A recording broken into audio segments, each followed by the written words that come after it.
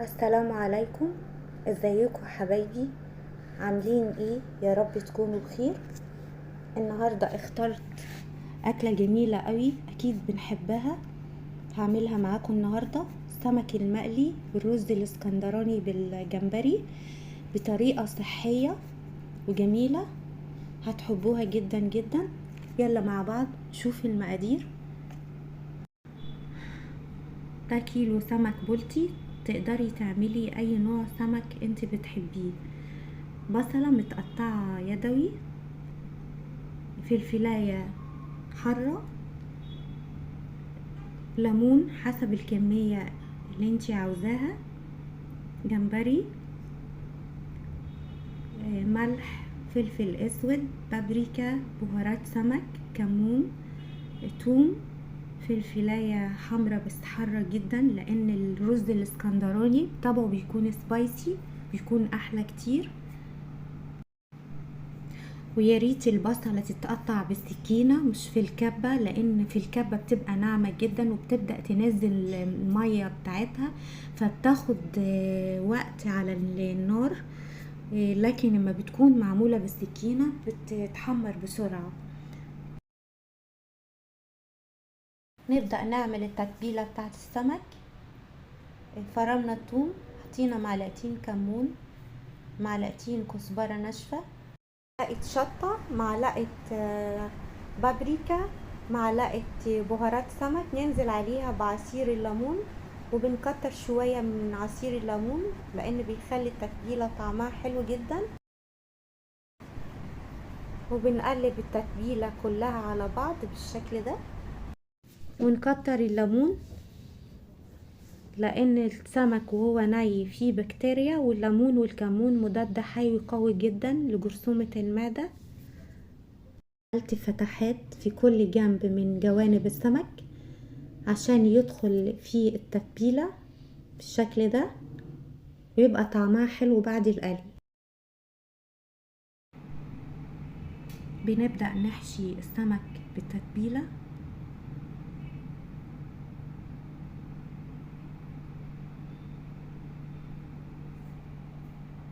وممكن تسيبي السمك ساعة او 2 حسب رغبتك. بس بعد ما بتحشي السمك بالتتبيلة بتعصري عليه برضو ليمون وبتسيبيه فترة يشرب من الليمون ومن التتبيلة. وتبلي السمك من جوه ومن بره بحيث كده يبقى شارب من التتبيلة كلها وما يكونش طعمه دلع، يبقى شارب وطعمه حلو. وبعد كده اما بتخلصي السمك بالتتبيل، خلصت تتبيل السمك وعصرت عليه ليمونة. هنا بقى الدقيق اللي هنحط فيه السمك، كوباية دقيق وحطيت عليها نص كوباية نشا،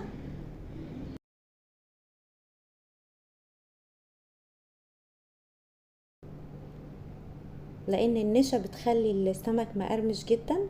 وتبلت السمك في الدقيق، وكده السمك بتاعنا جاهز للتحمير. كده عدت ساعتين على السمك في التتبيلة.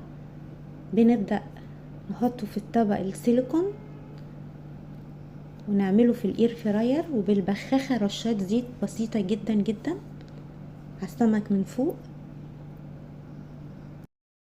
حاجة اتعملت حلوة قوي للاير فراير، قبل كده كانت صعبة في الغسيل.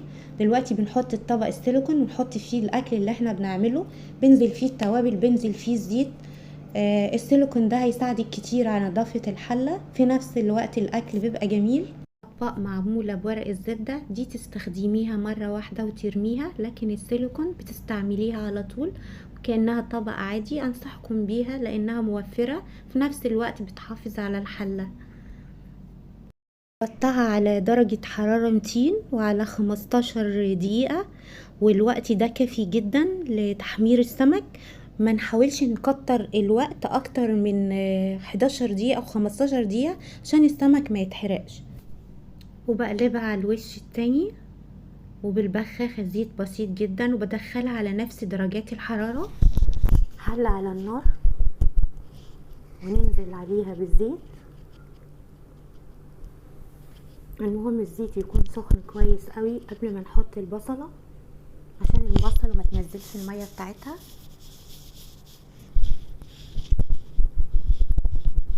بصلايه كبيره ولو متوسطه يبقى 2، ونقلبها من الوقت للتاني عشان يوصل للون اللي هو في اول درجات البني، مع التقليب المستمر.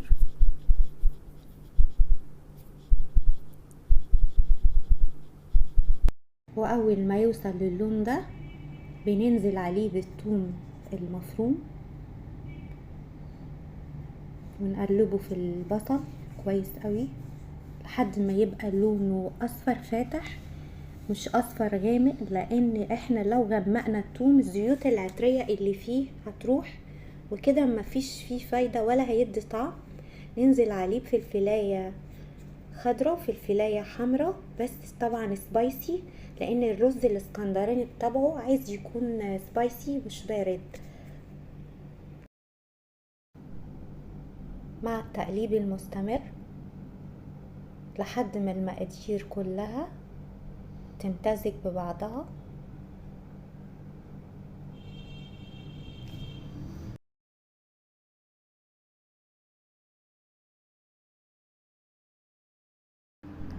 هنبدأ ننزل بالجمبري بتاعنا ونفضل نقلبه على طول لحد ما لونه يغير.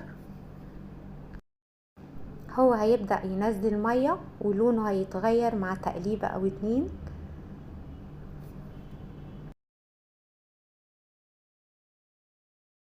بعد كده بننزل على الجمبري بالبهارات، الكمون، الملح، الفلفل الاسود، الشطة، البابريكا، ونقلب كله مع بعض. ولو عندك شوربة سي فود بيبقى طعمها جميل جدا، بس انا ما عنديش شوربة سي فود، هعمله بالمية. ننزل عليه بالمية السخنة وبعد كده نسيبه يغلي عشان المية تاخد من طعم الجمبري لمدة 10 دقايق بس. بعد كده نضيف عليه الرز. عدى 10 دقايق على تسوية الجمبري، بعد كده بننزل بالرز بتاعنا.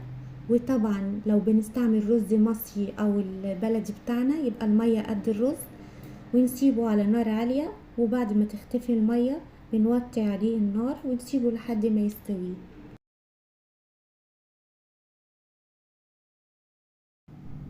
وبتطلع التسوية باللون والشكل ده. وده الشكل النهائي للرز بالجمبري، طريقة سهلة وبسيطة ويا رب تعجبكم. وده السمك المقلي في الاير فراير بطريقة صحية، طريقة جميلة جدا. اتمنى ان انتم تجربوه بنفس الخطوات. يلا بينا لايك وشير كتير للفيديو، اعملوا كمان سبسكرايب على قناتنا على اليوتيوب لو مش مشتركين، وفعلوا الجرس عشان يوصلكوا الفيديوهات اول باول. اشوفكم على خير في فيديوهات تانية، والسلام عليكم ورحمة الله وبركاته.